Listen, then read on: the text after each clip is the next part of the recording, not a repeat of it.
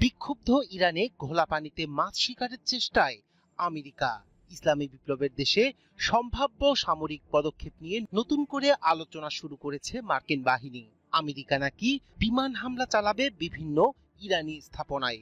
কিন্তু ইরানকে পরাজিত করতে হলে বিমান হামলায় যথেষ্ট নয়, স্থলপথে ইরানের মাটিতে নামতে হবে দখলদার বাহিনীকে।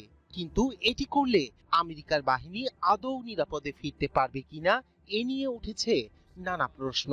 অনেক নিরাপত্তা বিশ্লেষক বলছেন, ইরানের মাটিতে অভিযান চালালে সমাধি হতে পারে বহু আমেরিকানের। বিশাল ভূখণ্ড, শক্তিশালী সেনাবাহিনী এবং আঞ্চলিক প্রভাবের কারণে যে কোনো সামরিক সংঘাতকে দীর্ঘ ও জটিল যুদ্ধে রূপ দিতে পারে ইরান। ইরানে হামলার বিষয়ে গুরুত্বের সঙ্গে ভাবছেন মার্কিন প্রেসিডেন্ট ডোনাল্ড ট্রাম্প। দেশের বিক্ষোভকারীদের উপর ইরানি নিরাপত্তা বাহিনীর কঠোর পদক্ষেপ এবং বিক্ষোভ দমনকাণ্ডের পরিপ্রেক্ষিতে ট্রাম্পকে ব্রিফ করেছেন এ বিষয়ে সংশ্লিষ্ট কর্মকর্তারা। যদিও ট্রাম্প এখনো চূড়ান্ত কোনো সিদ্ধান্ত নেননি, তবে হামলার বিষয়টি গুরুত্ব সহকারে বিবেচনা করছেন তিনি। সানবিট সব দিবে সামাল।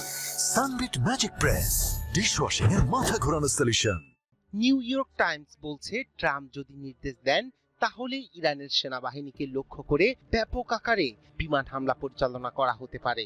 পরিকল্পনাগুলোর মধ্যে ইরানের গুরুত্বপূর্ণ সামরিক ঘাঁটি, রাডার স্থাপনা এবং কমান্ড সেন্টার। বিশেষজ্ঞরা বলছেন, এই ধরনের আকাশ হামলায় ইরানের কিছু সামরিক অবকাঠামো ক্ষতিগ্রস্ত হলেও আকাশপথে হামলা চালিয়ে ইরানকে দখল করা বাস্তবসম্মত নয়। ইরানের ভৌগোলিক আয়তন এতটাই বড় এবং বৈচিত্র্যময় যে বিমান হামলার মাধ্যমে পুরো দেশকে নিয়ন্ত্রণে আনা কার্যত অসম্ভব।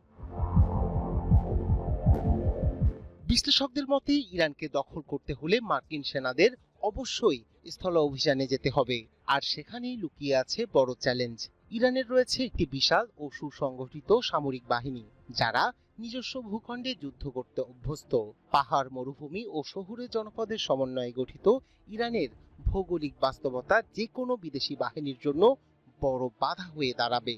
এর পাশাপাশি রয়েছে ইরানের বিপ্লবী গার্ড বাহিনী বা আইআরজিসি। প্রায় 2 লাখ সদস্যের এই বাহিনী শুধু সামরিক শক্তি নয়, বরং আদর্শিকভাবে অনুপ্রাণিত এবং দেশ রক্ষায় দৃঢ় প্রতিজ্ঞ বলে পরিচিত।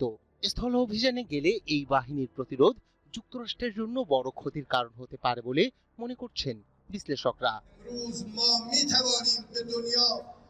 আরেকটি গুরুত্বপূর্ণ দিক হলো ইরানের আঞ্চলিক প্রভাব। ইরানে সরাসরি হামলা হলে মধ্যপ্রাচ্যের নানা প্রান্তে সক্রিয় হয়ে উঠতে পারে ইরান সমর্থিত বিভিন্ন সশস্ত্র গোষ্ঠী।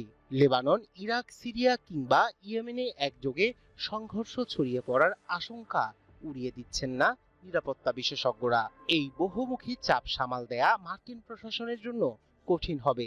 এছাড়াও বিশ্ব শিয়া মুসলিমদের অন্যতম তীর্থভূমি ইরান। দেশটিতে বড় ধরনের সামরিক আগ্রাসন হলে একটি বড় ফ্যাক্টর হয়ে উঠতে পারে ধর্মীয় আবেগ।